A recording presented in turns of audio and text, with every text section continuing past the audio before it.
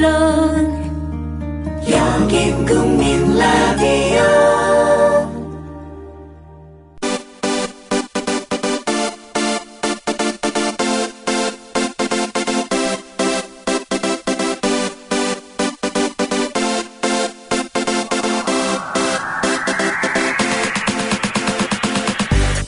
김선, 김남은의 시사남녀.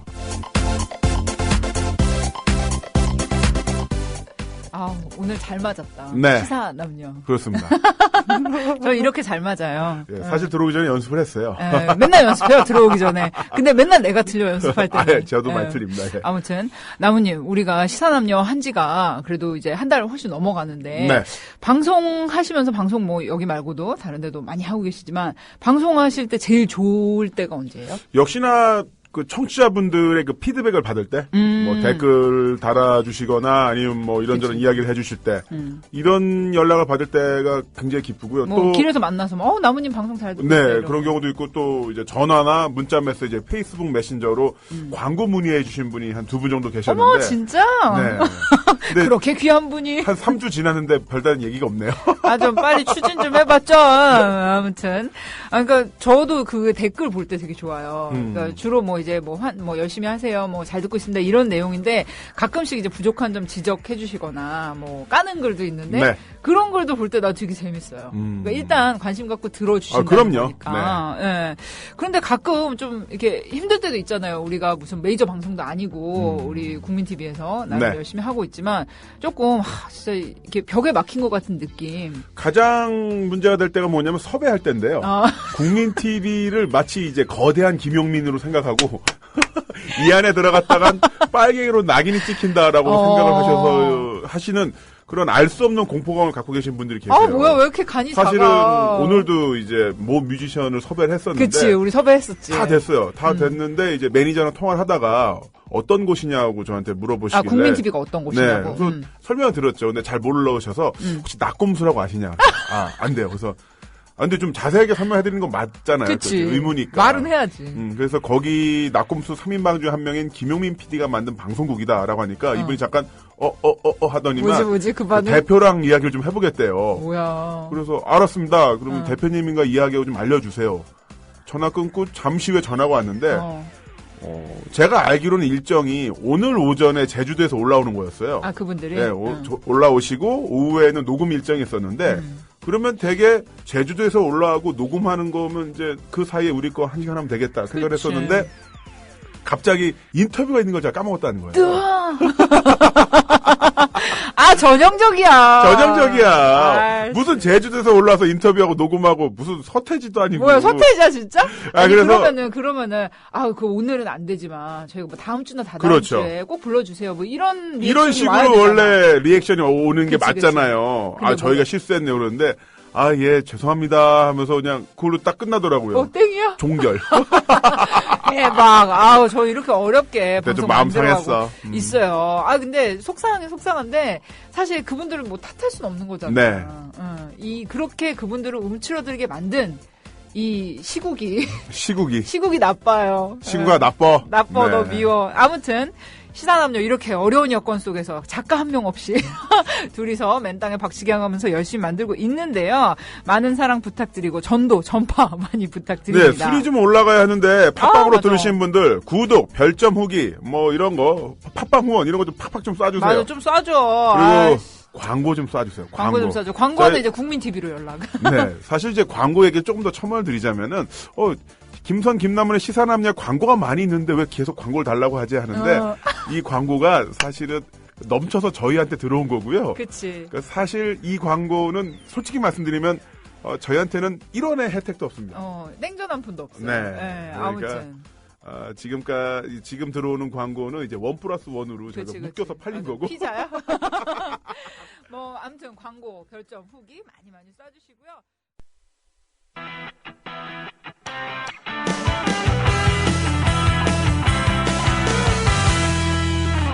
한 주 동안 가장 뜨거웠지만 그렇지만 뉴스의 헤드라인에서는 결코 볼 수 없는 그런 소식들만 골라서 전해드리는 핫 이슈 시간입니다.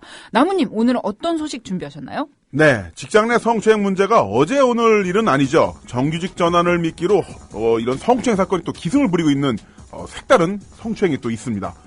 이번에는요, 서울대공원의 5, 6급 공무원들이 여성 비정규직 직원들을 성추행한 사실이 밝혀졌어요.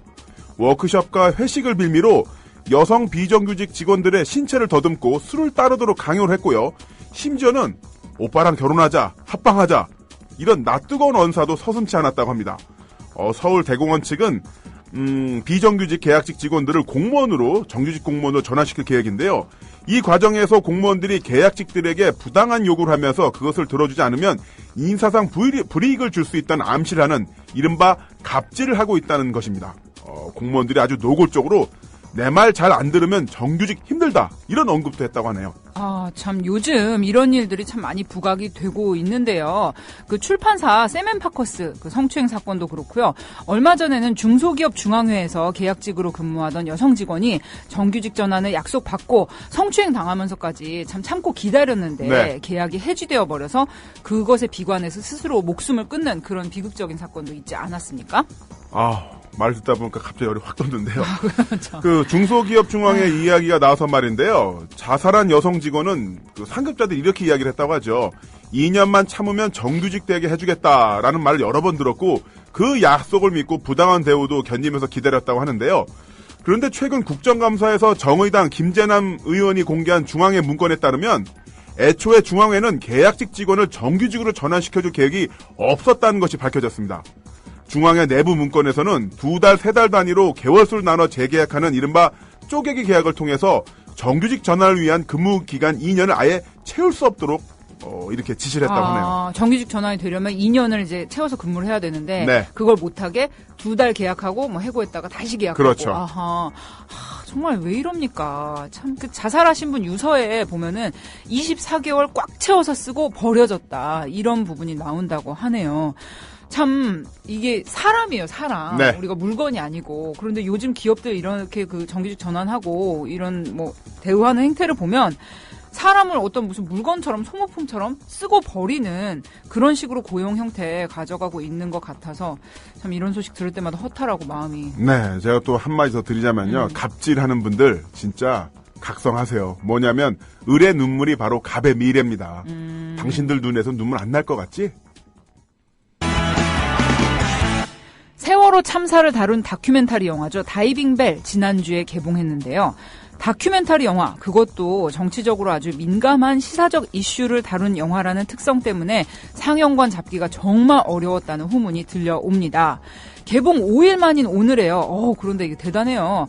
오늘 오전 10시를 기준으로 해서 누적 관객 수가 1만 105명을 돌파했다고 합니다. 오, 다큐 영화는 참 그 특성상 네. 뭐 아시잖아요. 지난번에 60만 번의 트라이 때도 보시면은 그 상영관 잡기도 굉장히 어렵고 홍보도 일반 극영화처럼 이렇게 할 수 없는 입장이라 맞습니다.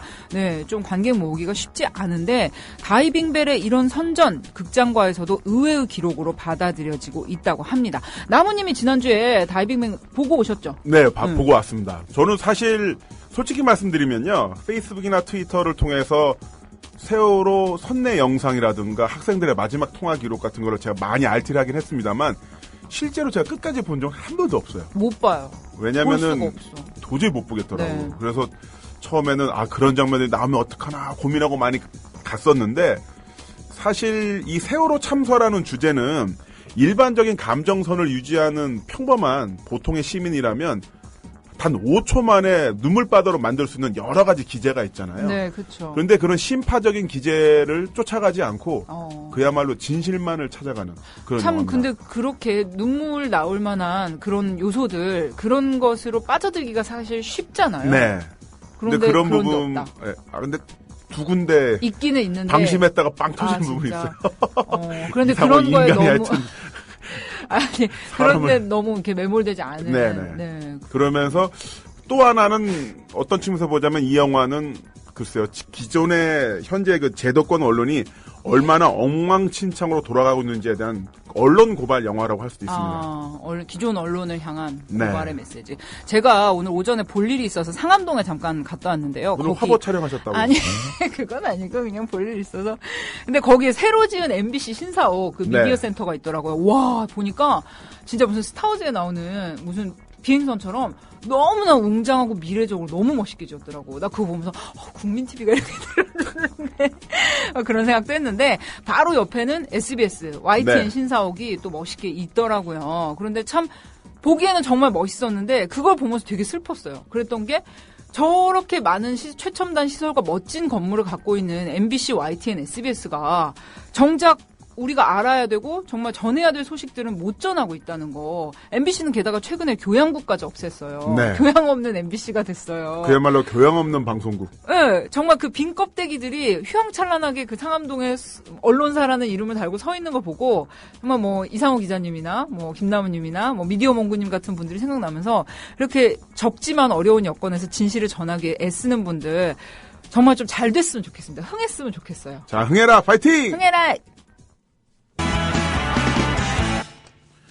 네, 같은 병원에서 근무하던 여성 간호사 중 15명이 임신했습니다. 그런데 이들 중 무려 5명이 유산을 했고요. 태어난 아이들 10명 중에 4명이 선천성 심장 질환을 갖고 태어났다고 합니다. 어머나. 전국 평균으로 보나 상식적으로 보나 압도적으로 높은 수치인데요. 바로 2009년에 제주의료원에서 일어난 일입니다. 유산을 하거나 선천성 심장병을 가진 아이를 출산한 이 병원 간호사들은 2012년에 근로복지공단에 업무상 재해를 인정해달라는 신청을 했는데요. 공단은 출산한 아이들은 근로자가 아니라는 이유로 4명에 대해서는 신청을 반려했다고 합니다.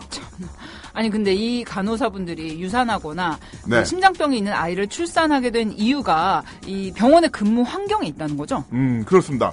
일단 제주의료원의 근무 여건이 무척 혹독한 것이 첫 번째고요. 게다가 이 병원에는 노인 환자들이 많다고 합니다. 환자들이 삼키기 쉽게끔 알약을 가루로 빻는 작업을 간호사들이 해왔는데 이 과정에서 환자용 약품이 간호사들의 호흡기로 들어갔을 수 있었다는 게 간호사들의 주장이죠. 아, 그렇군요. 그 제주의료원의 이 간호사분들은 행정법원에 업무상 재해 인정에 대해서 소송을 제기했는데요. 올해 안에 이것에 대해서 선고를 앞두고 있다고 합니다. 근데 어디까지 인정이 될지가 참 주목이 되네요. 그런데 사실 간호사들 근무 환경 힘들다, 뭐 교대 근무가 너무 고되다, 이런 얘기는 좀 이렇게 하루 이틀이 아니에요. 계속 나오고 있는데 참 개선은 안 되고 있는 것 같아요. 맞습니다.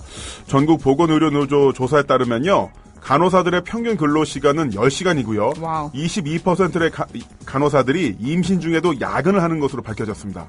게다가 임신 순번제라고 해서 함께 근무하는 간호사들끼리 서로 순서를 정해서 임신을 하는 일도 그런 일도 있다고 하네요. 아니 근데 그게 순서 정한다고 되나?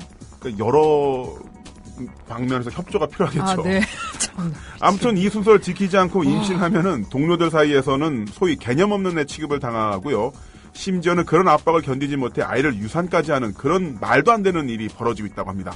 간호사들 사이에서는 공공연한 비밀이라고 하네요. 저는 이 부분이 너무 지금 답답하고 이해가 안 되는 게 우리가 요즘은 웬만하면 다 병원에서 출산을 하잖아요. 그리고 간호사분들도 생명을 돌보는 일을 하시는 분들인데 정작 이분들이 근무 환경이 너무나 고되고 그러니까 너무 힘드니까 한 명이 임신으로 빠지면은 다른 분들이 이렇게 더 일을 해서 채워야 되는 그런 힘든 여건이다 보니까 임신하는 것까지 서로 이렇게 타박을 하고 그래서 어떤 간호사분들은 어떤 인터뷰에서 증언을 하는데 그래서 12주차 때 아이를 인공유산으로 보냈대요. 아니 어렵게 가진 자기 아이를 일 때문에 아니 이게 참나 정말 이게 말이 안 되고 너무 지금 말씀을 전하면서도 끔찍합니다. 맞습니다. 요즘 나라에서 둘째 낳기 캠페인을 한다고 하는데 애 낳으라고 하면 뭐 합니까? 이런 식으로 일터에서 기본적인 모성보호, 출산 양육에 대한 인식이 이렇게 바닥인데 정말 이게 이런 식으로 가서는 대한민국 자체가 어떻게 흘러갈지. 누구 좋으라고 애 낳아요? 이런데. 걱정되네요. 지난주부터 보수 시민단체, 탈북자분들이 이렇게 주도하는 보수 시민단체 중심으로 대북 전단지 살포가 계속되고 있습니다. 정부와 경찰은요, 표현의 자유를 보장해야 한다. 그리고 이것을 제지할 법적 근거가 딱히 없다. 이런 이유로요, 사실상 대북 전단 살포 방치하고 있는데요. 문제는 이 대북 전단 살포하는 이 지역에 사시는 주민분들은 격하게 반대를 하고 있다는 겁니다. 네. 그래서 지난주에는 시민단체 그리고 정의당이 광화문에서 대북전단 살포를 어떻게 보면 이제 패러디하는 차원의 전단 살포를 했었는데요. 그런데 웃긴 거는 표현의 자를 부르짖었던 정부 당국에서 이때는 경찰이 정말로 번개같이 달려와서 제지를 했습니다. 그러니까. 왜 날리지 못하게 했냐고 이렇게 물어보니까 그쪽 인근이 비행 금지 구역이라고. 아, 광화문 네. 인근이 비행 금지 구역이다. 네. 그래서 정의당 측에서 휴전선 인근 연천지구는 어떤가 알아봤더니만 거기는 또 비행 금지 구역이 아니랍니다. 이것도 참 의외죠. 의외인데요? 네. 뭐야. 아니, 게다가 또 이제 알아보니까 보수단체가 북한으로 날리는 이 삐라. 나 네. 삐라라고 부르고 싶어. 삐라. 이 삐라에는 1달러짜리 지폐가 들어있는 것도 있대요. 네. 그런데 이게 남북교류협력법에 따르면요. 물품이나 돈을 이렇게 북으로 반출을 하려면 통일부 장관의 사전 허가가 있어야 한답니다. 이것을 위반했을 때는 3천만 원 이하 벌금 또는 3년 이하 징역에 처할 수도 있다는데요. 아니 대북비라 막을 법적 근거 없다며. 있잖아요. 근데 지금 여기 있네요. 네, 있어요. 아니 그리고 게다가 여러 가지로 진짜 말이 안 되는 게 접경 지역 주민들 생존권 위협하고 남북 관계 얼어붙게 만드는 대북비라에 대해서는 표현의 자유를 아주 대폭 보장하시는 우리 정부께서 박근혜 대통령 머리에 꼭 꽂은 그림 예쁘더라. 그 네. 이하 작가님이 만든 그림 있잖아요. 그러니까 나 이쁘던데 나 좀 누가 그렇게 뿌려줘. 아무튼 그 이하 작가님은 굳이 체포를 하면서 그 대북비라는 표현의 자유고 이하 작가님은 표현의 자유 아니에요? 이게 뭐 말도 안 되는 이중잣 때 너무 짜증나요. 그러니까요. 저는 무엇보다 지역 주민분들께서 나와서 하신 말이 이해가 돼요. 당신들은 삐라 뿌리고 집으로 가지만 날라오는 총알은 우리가 맞아야 된다. 진짜. 그게 말이 어떻게 돼요? 이거는 정부가 정말 국가가 나서서 국민을 보호해야 되죠. 그러니까. 하여튼 뭐 약자에게는 엄격하고 또 자기 쪽이다 싶은 데는 한없이 봐준 이런 정부의 태도를 보면 자, 안 입고 오면 출세하라는 말이 생각납니다. 꼬우면 출세. 출세합시다. 심정지로 쓰러진 가수 신해철 씨가 6일째 의식을 회복하지 못하고 있습니다. 지금 본인과 가족들 또 그를 아끼는 팬들이 모두 힘겨운 시간을 보내고 있는데요. 근데 또 근거 없는 루머와 무책임한 기사들 때문에 더 힘들게 하고 있죠. 어서 그분이 빨리 회복돼서 그 좋은 노래를 들려주셨으면 하는데요. 그 김선님에도 신해철이라는 이 가수, 이 존재 대단하죠. 그렇죠. 저는 신해철 씨에 대해서 나름 추억이 있는 게 제가 공부했던 고등학교 때 배웠던 과외 선생님이 신해철 씨하고 소개팅을 한 적이 있어요. 우와! 대학 때. 근데 그때 되게 이렇게 막 멋있게 자기 음악 할 거라고 그랬는데 이 언니가 좀 약간 시답지 않게 그래 하든지 좀 그렇게 대했대요. 네. 그런데 나중에 보니까 정말 대학가 대상 타서 나오는 거 보고 아깝다 이랬다며. 근데 진짜 신해철 그러니까 저평가 우량주였어요. 대학교 때 1학년 때 그랬대요. 네. 아무튼 근데 신해철이라는 이름은 우리가 이제 추억의 가수들이 많지만 정말 우리의 그 학창 시절에 큰 자리를 차지하고 있었던 뭐 그런 이름 아니겠어요? 그러면서도 단순히 추억의 한 페이지가 아니라 현역으로서도 그렇죠. 훌륭한 음악을 들려줬던 음악인인데 참 그 사경을 헤매고 있다는 게 너무나 아쉽네요. 안타깝고. 약간 우리 어린 시절의 어떤 커다란 부분이 이렇게 사라져가는 느낌이랄까? 그리고 솔직히 요즘 참 슬픈 뉴스들이 많잖아요. 뭐 비정규직이니 세월호니 너무나 가슴 아픈 소식들이 많고 정말 우리 사는 이 시대에 어떤 좋은 일들 이렇게 미담도 없고 기적도 없는 이 시대에 우리 젊은 시절에 아까 우상이었던 해철이 오빠, 신해철 오빠가 아프다니까 정말 가슴이 무너집니다. 그리고 저는 이분이 특히 좋은 게 약간 그 당당한 삶의 태도. 이렇게 가끔 말실수도 하지만 거침없는. 예전에 100분 토론에 나왔을 때 별장갑 끼고 나와가지고 선글라스 끼고 나와서 하고 싶은 말 다 하고. 그러니까 그런 당당한 삶의 태도 너무 좋아했는데 빨리 다시 일어서서 그런 모습 다시 보여주셨으면 좋겠습니다. 네. 국민 라디오 지지하는 4가지 방법 아시나요? 다운로드하기, 별점 주기, 댓글 달기, 구독하기. 국민 라디오를 보다 많은 이들에게 전할 수 있는 가장 손쉬운 방법. 다운로드하기, 별점 주기, 댓글 달기, 구독하기. 잊지 마세요. 다운로드하기, 별점 주기, 댓글 달기, 구독하기.